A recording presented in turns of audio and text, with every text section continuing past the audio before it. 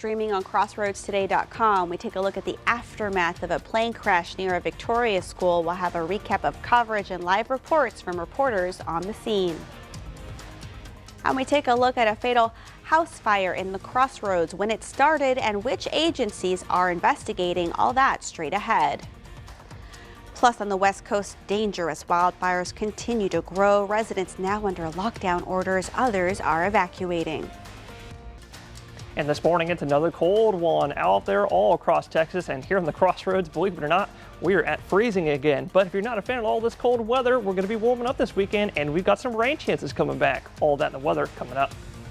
And today we have 4 area teams playing in the state semifinals across the Crossroads. But before that happens, who will be our athlete of the week? Find out here in sports. You're watching 25 News Now Sunrise. Good morning, Crossroads, and thank you for joining us on this chilly Thursday morning. Chilly Thursday morning, that is absolutely so right, Carolina. And did you know that we are 9 days away from the winter solstice, first day of winter? Time to think about what intentions you're going to set. That's right. And actually, if you're tuning in with us this morning, it already feels like it is winter. We are starting out this morning here in Victoria. First of all, look at that pretty sunrise on your camera or on your screen this morning.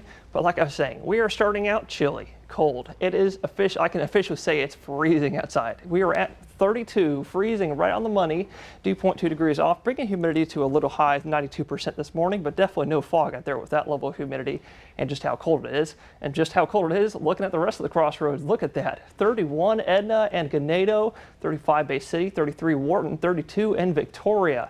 Definitely a chilly morning out there, so I would highly recommend grab that jacket if you're heading out the door. Why are we chilling? Why are we freezing this morning? Because we have winds that are very calm right now. I was originally thinking that the winds would be really, really light coming out of the south, keeping us in the mid and upper 30s, but that is no longer the case. So if you're sending those kiddos out the door this morning, grab that jacket because we're going to be in the low, chilly 30s, like you've seen. But as we go into the afternoon time, we're going to be warming back up into the nice upper 60s. And we're going to look at the details of your day and more coming up next. A plane crash in Victoria on Wednesday afternoon is sparking a major investigation as officials work to figure out what went wrong. Local, state, and federal agencies will be on scene, and we're told they could be there for days. On your screens right now is video just before and immediately after the crash. You can see the plane coming out of the top right side of this dash cam video, flying at a low altitude, and now another video from a student who was walking home from school when the plane flew just overhead. You can see the plane land on the feeder road at the intersection of Zach Lentz and Mockingbird. That's where the plane collided with 3 vehicles. You see witnesses rush to the wreckage to help those involved.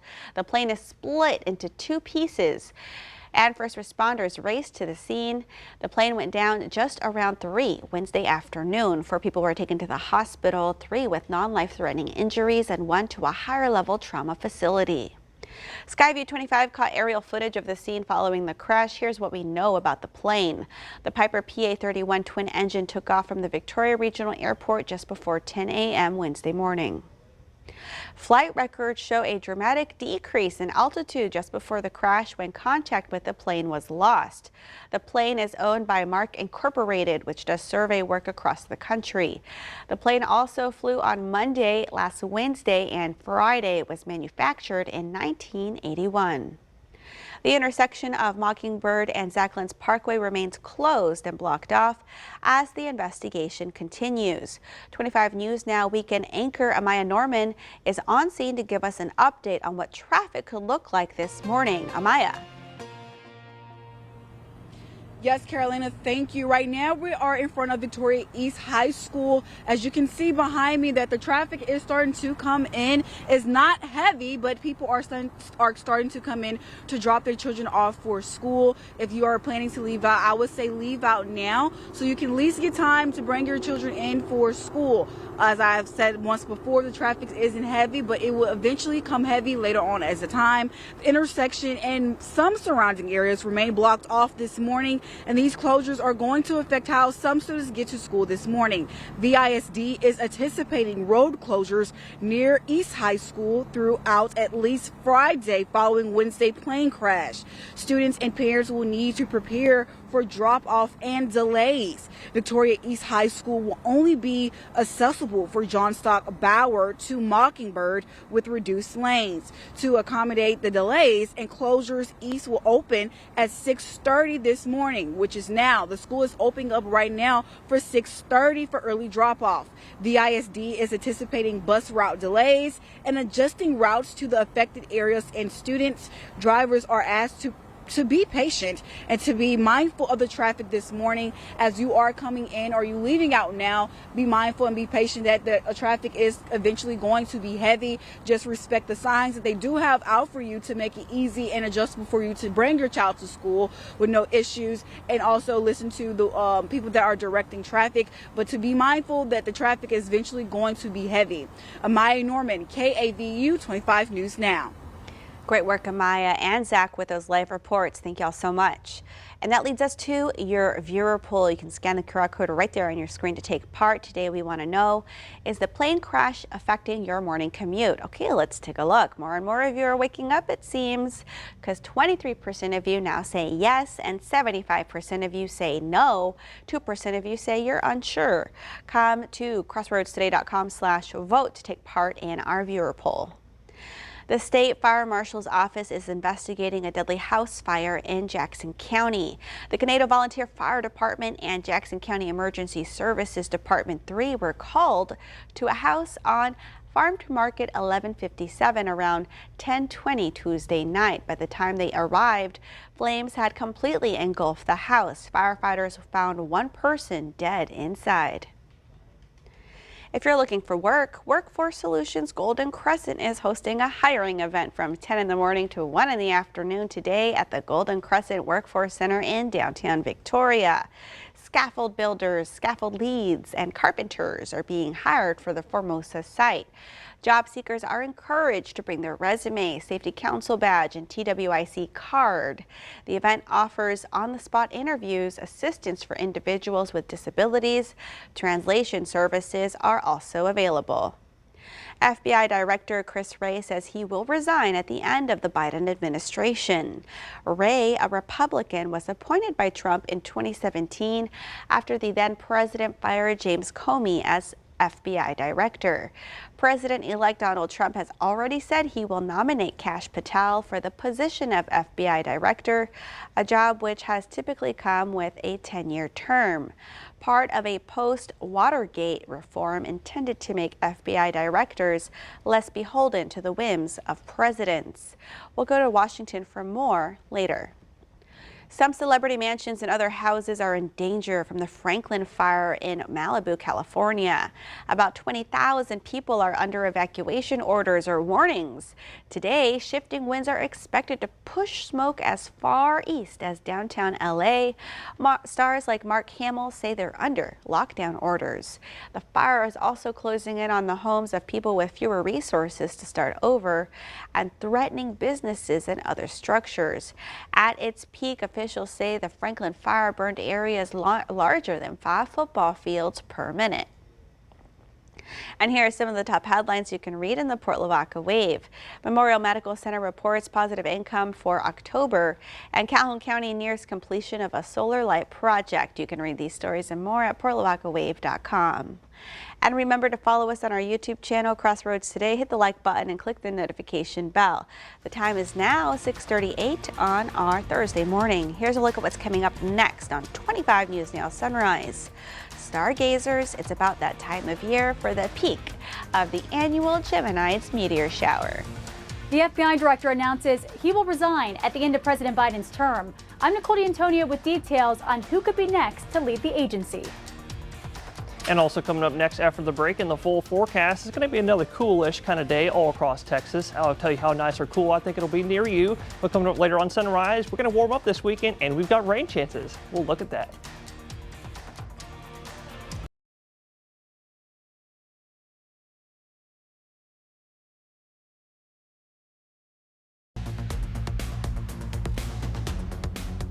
Well, good morning, Crossroads. You're looking live and clear in sunny Cuero as that sun's starting to come up, but it's also cool and cold Cuero. 3 C's there, a little bit of alliteration there this morning. 33 degrees right now in Cuero. You see what I did there? A bit cold out there right now, but your dew point 4 degrees off from that temperature, bringing humidity to a high 87%.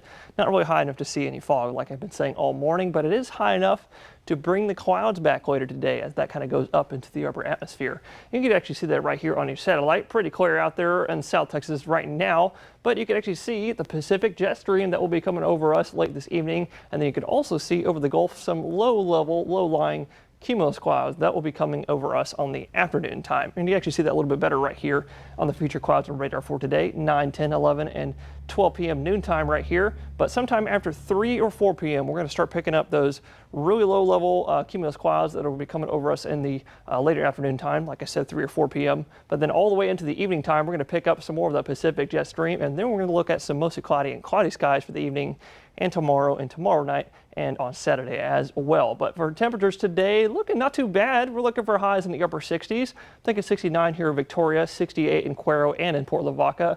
Before the cloudy skies tonight, keep our lows alongside the southerly winds returning back in the upper 50s, some might even be low 60s. But the southerly winds will stay with us all the way until Monday. We're going to pick up a front on Monday night and another Wednesday night, and we're going to look at all that coming up next. All right, Crossroads, today is time to reveal who will be our athlete of the week. And we're going to give it to Ganado running back there in Logan Burse. Here's 25 News Now sports reporter Ray Robinson for this week's athlete of the week. With your athlete of the week, we're going to give you a glimpse into what the future could look like for Ganado football. That's right, just a sophomore, Logan Burse made his presence felt in the quarterfinals matchup that saw the Ganado Indians take on the Marvin Bulldogs. His performance was one to take note of. I feel really good. Obviously, we got the win, round 4. I feel like we had a lot of stuff to work on, so that's always good. Okay, man. Yeah, we played a great game defensively, and we hit them hard, and we kept getting after it. Last Friday, he finished with 142 yards and a touchdown. Burris also leads his team in rushing with 100 yards per game. But underneath the great play you may see on the field, Logan points out how well the leaders of his team guide him and others throughout the season. No, I feel no pressure. The upperclassmen are really great guys, and I feel like I've always followed in their footsteps, and they taught me everything. Logan's ability to listen and adapt on the field is one that head coach Josh Irvin doesn't take for granted. For sure, yeah. Logan's done a great job running the ball, playing receiver at times, and it's all possible due to how the offensive line's blocking. But he's doing a great job, and we're excited to see him keep it going. Let's wish Logan Burris, head coach Josh Irvin, and the Ganado Indians good luck this week as they take on the Joaquin Bulldogs. Ray Robinson, KVU TV 25 News Now, Sports. All right, thanks, Ray. Congrats again to Logan Burse for being this week's Athlete of the Week, and wish Ganado luck as they will face the Joaquin Rams here tonight and see if they can go to the state championship there next week. This is Max Williams, 25 News Now Sports. We want to invite y'all to experience our digital streaming service, Crossroads Today Plus. You can find it on your connected TV, through Amazon Fire TV, Roku, Apple TV, Android TV. Just search for Crossroads Today Plus. FBI Director Christopher Wray has announced his plans to resign at the end of President Biden's term. FBI Director Christopher Wray announces he will resign in January, making the announcement at an FBI town hall amid growing pressure from President-elect Trump and some Republicans. This is not easy for me. I love this place. I love our mission, and I love our people. But my focus is, and always has been, on us and on doing what's right for the FBI.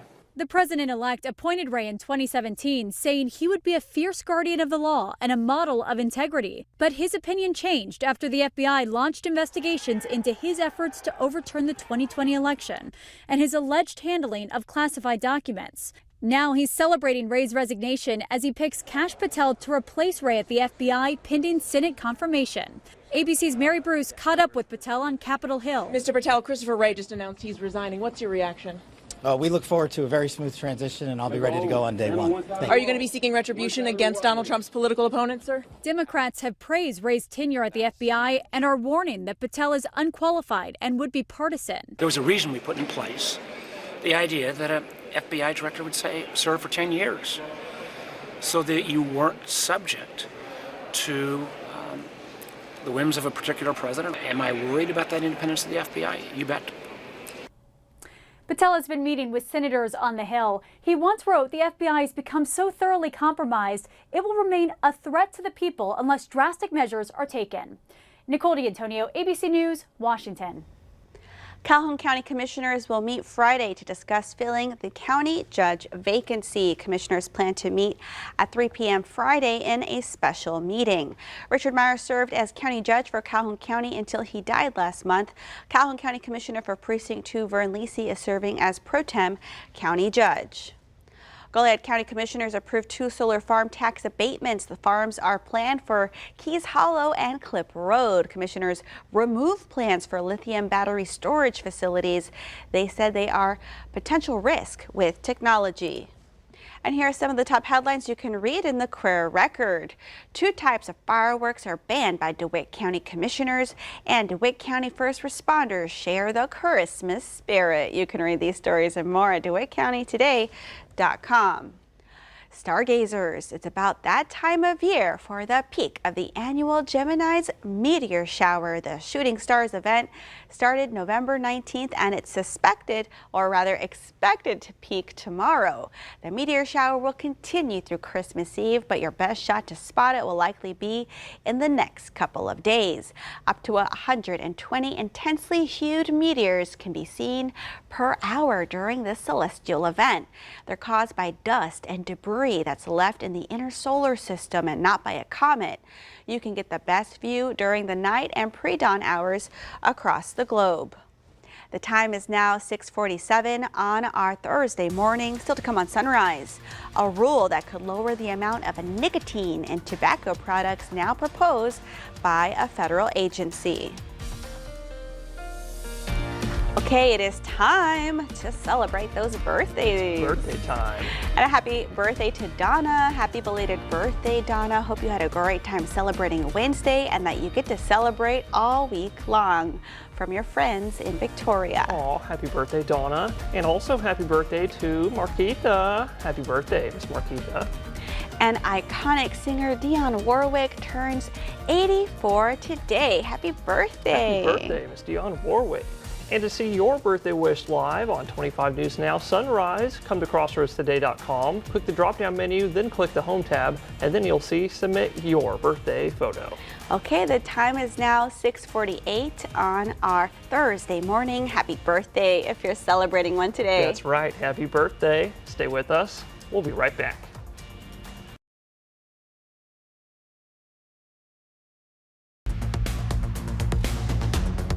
Well, good morning, Crossroads. I'm sure you heard me say earlier on Sunrise that we are just 9 days away from the first day of winter, the winter solstice, and we're also just what are we now? 13 days away from Christmas, and things are starting to slowly look a little bit more like Christmas time as we get further and further along in the fall and early winter season. Why we're looking at the Pacific right now is because in the winter time, all of these big old upper level low pressure systems will form over the Pacific. They come shooting right off of the Asian continent and start moving eastward across the Pacific, gaining strength.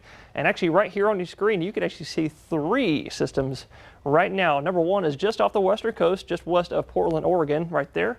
Spinning right there. Another one just behind that, a little bit weaker one. You can see it kind of spinning right there. And then the third one is behind the banner. It's actually right behind the first one Storm Team banner, right about there, spinning counterclockwise.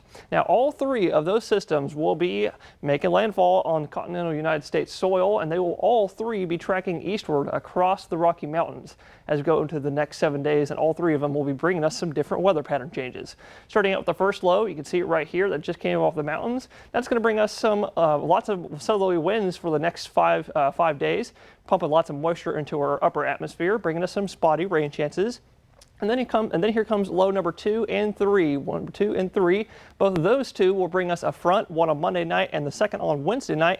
And they will also bring us some more much more solid rain chances for early and mid next week. But we're going to look at all that and more coming up later on Sunrise. The U.S. Food and Drug Administration has proposed a rule that could lower the amount of nicotine in tobacco products. The FDA has been developing the rules since 2022, which would require companies to reduce the amount of nicotine in traditional cigarettes. The agency submitted the proposal to the Office of Management and Budget on Tuesday. There won't be any immediate changes to tobacco products. The Office of Management and Budget's approval process could take months. There will also be a public comment period on the proposal. Meta confirmed a $1 million donation to President-elect Donald Trump's inaugural fund. The donation comes 2 weeks after Meta CEO Mark Zuckerberg met with Trump privately at Mar-a-Lago. It's a big pivot from nearly 4 years ago when Meta banned Trump from its platforms after the January 6, 2021 insurrection. Trump previously accused Zuckerberg of plotting against him in the 2020 election and has called Meta-owned Facebook an enemy of the people. Zuckerberg also met with members of Trump's team in late November. Still to come on Sunrise, news to know before you go. The latest on the United Nations General Assembly now calling for the release of hostages. That's next after the break.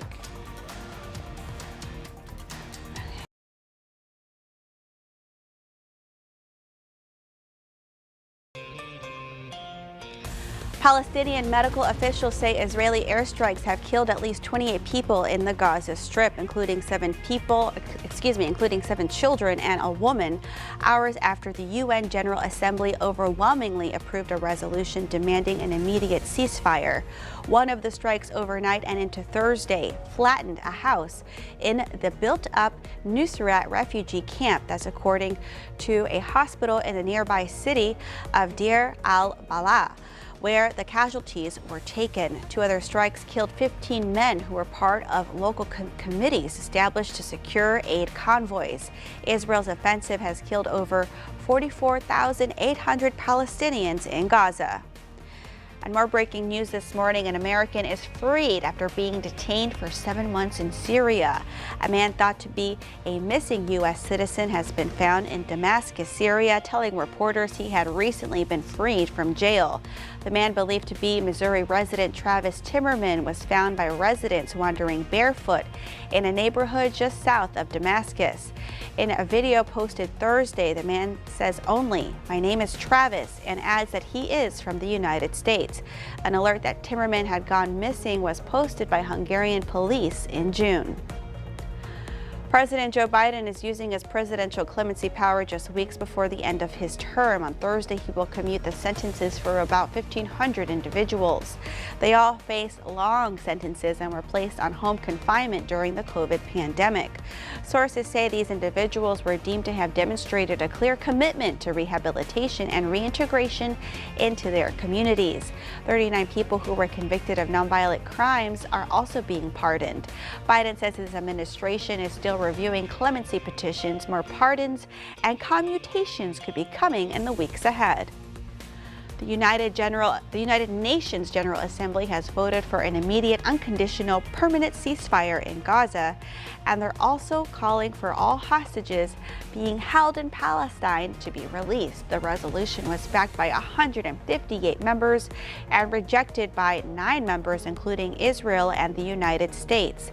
U.S. Ambassador Robert Wood said the resolution wouldn't advance a plausible diplomatic solution to conflict in the region. He added it also didn't place enough pressure on Hamas. Last month, a similar resolution was vetoed by the U.S. at the UN Security Council. A federal appeals court upholds $14.25 million in fines against Exxon for pollution in Texas.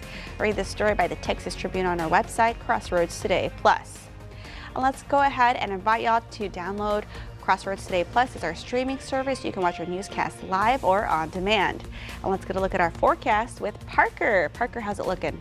Well, Carolina, it's looking very nice and sunny out there this morning. Pretty pink sunrise, actually, over Port Lavaca and the coast. A little bit cold out there if you're heading out the door. Grab that jacket. Sitting at 38 right now on the coast. Here in Victoria, we're sitting at 32 degrees right now. Just check the temperature map across the room. But across the state, look at the temperatures all across the state in the 30s and 40s. But we are, like I said, near freezing.